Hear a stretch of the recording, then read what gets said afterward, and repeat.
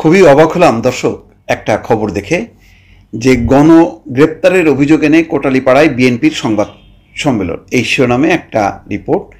এবং দলীয় কার্যালয়ে বিএনপি সংবাদ সম্মেলন করছে। আজ রোববার গোপালগঞ্জে কোটালীপাড়া উপজেলা ঘাগর বাজারে এই প্রথম জানলাম যে গোপালগঞ্জে বিএনপি নামক একটা সংগঠন আছে বা দল আছে।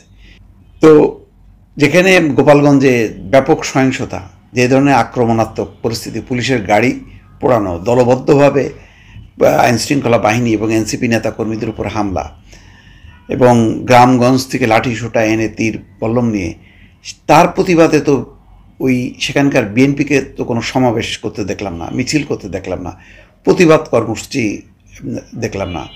বরং এখন যখন কি ওই সন্ত্রাসীদের বিরুদ্ধে, আক্রমণকারীদের বিরুদ্ধে যখন অভিযান চালাচ্ছে আইনশৃঙ্খলা বাহিনী, তখন তার বিরুদ্ধে বিএনপি একটা সংবাদ সম্মেলন করলো।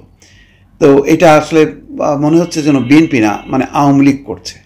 মানে আওয়ামী লীগ করতে পারতো, যেহেতু পরিস্থিতি তাদের অনুকূলে না, সুতরাং আওয়ামী লীগ করেনি, আওয়ামী লীগের কাজটা বিএনপি করে দিচ্ছে। বিষয়টা এমনটা ধরা যায় আর কি, মানে প্রথম দর্শনে। আমি জানি না ওখানকার পরিস্থিতি কি, তারা কি এমন করছে নাকি যে যাকে পাচ্ছে তাকেই ধরতেছে। তাহলে তো এখন তো কারফিউ শিথিল করা হয়েছে, লোকজন আছে, কিন্তু যারা আক্রমণ করছে তো তাদের বিরুদ্ধে তাদের সংখ্যা তো কম না। দলবদ্ধভাবে যেভাবে আক্রমণ করছে এগুলি সবই তো ক্যামেরার মধ্যে আছে। আর আইন শৃঙ্খলা রক্ষাকারী বাহিনী তার নিজস্ব প্রযুক্তি ব্যবহার করে সেই যে হামলাকারী তাদেরকে চিহ্নিত করবে না, তাদের বিরুদ্ধে অভিযান চালাবে না। তো এটা যদি অভিযান না চালায় তো বিএনপি তো নিজেই কখনো সামনে সভা সমাবেশ করতে পারবে না, এবং গত 15 বছরে তো তারা করতে পারেনি। তো এটা নিয়ে তো দেখলাম না যে তাদের এই সহিংসতার প্রতিবাদে একটা মিছিল করা সম্মিলিতভাবে। সেখানে জামাত আছে, বিএনপি আছে, কই যৌথভাবে বা আলাদাভাবেও তো কোনো মিছিল সমাবেশ দেখলাম না।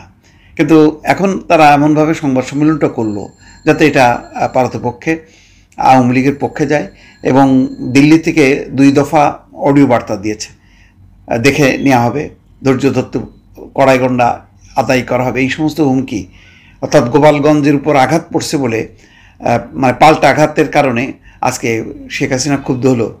পাশাপাশি ঠিক এরকম সময় গোপালগঞ্জে যখন কি বিএনপিও তেমন একটা অভিযোগ করে আইনশৃঙ্খলা রক্ষাকারী বাহিনী গণগ্রেপ্তার চালাচ্ছে, এরকম একটা অভিযোগ, এটা একটু অবাকই লাগে। তো ওসি বলছে কি, আমরা কোনো গণগ্রেপ্তার করছি না, ঘটনার সঙ্গে জড়িত যারা আছেন তাদেরকে আমরা গ্রেপ্তার করছি। এই ঘটনার সঙ্গে সংশ্লিষ্ট 30 জনকে এখন পর্যন্ত গ্রেপ্তার করা হয়েছে। এখানে গণগ্রেপ্তার কী হলো? 30 জন মাত্র, কিন্তু আমরা দেখলাম শত শত মানুষ হামলার সঙ্গে জড়িত। তাহলে 30 জন কি বলা যায় এটা গণগ্রেপ্তার? সংবাদ সম্মেলনে উপজেলা বিএনপির সভাপতি এস.এম. মহিউদ্দিন বলেন, গত বুধবার উপজেলা আওয়ামী লীগ এবং সহযোগী সংগঠনের নেতাকর্মীরা কোটালীপাড়া পয়সারহাট সড়ক বন্ধ করে উপজেলায় ওয়াবদার হাটে জড়ো হয়ে বিক্ষোভ মিছিল সমাবেশ করেন।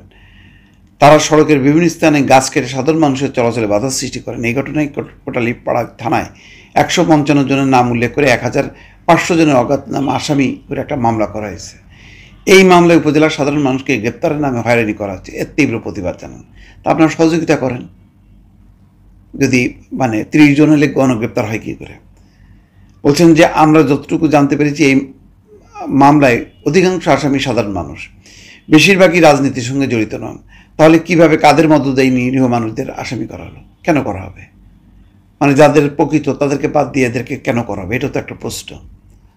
বিক্ষোভের সময় যেখানে আপনারা উপস্থিত ছিলেন, কিন্তু তখন একজনকেও আপনারা আটক করতে পারেননি। পৌর বিএনপি সাধারণ সম্পাদক অলিউর রহমান বলছেন, আপনাদের কাছে তো ফুটেজ আছে, আপনারা ওই ফুটেজ দেখে আসামি গ্রেপ্তার করতে পারতেন, কিন্তু আপনারা তা না করে সাধারণ মানুষকে গ্রেপ্তার করা হচ্ছে। যাই হোক, সাধারণ মানুষকে গ্রেপ্তার তো অবশ্যই নিন্দনীয়, কিন্তু প্রকৃত কারা তাদেরকে চিহ্নিত করার ব্যাপারে ওই লোকাল বিএনপি কি কোনো দায়িত্ব পালন করছে? আগে তো দেখা গেছে যে বিএনপি বা জামাত তাদেরকে উচ্ছেদের ব্যাপারে আওয়ামী লীগ সাপোর্ট করছে, মানে আওয়ামী লীগ সেই সহযোগিতা করছে আইনশৃঙ্খলা রক্ষাকারী বাহিনী। এখন তারা যেভাবে বক্তব্য দিচ্ছে তাদের তো আইনশৃঙ্খলা রক্ষাকারী বাহিনী মানে তাদের কার্যক্রম গোটায় নিয়ে আসার কথা। সেটাই কি করবে? সেটাই কি চায় লোকাল বিএনপি? ভালো থাকবেন, আল্লাহ হাফেজ।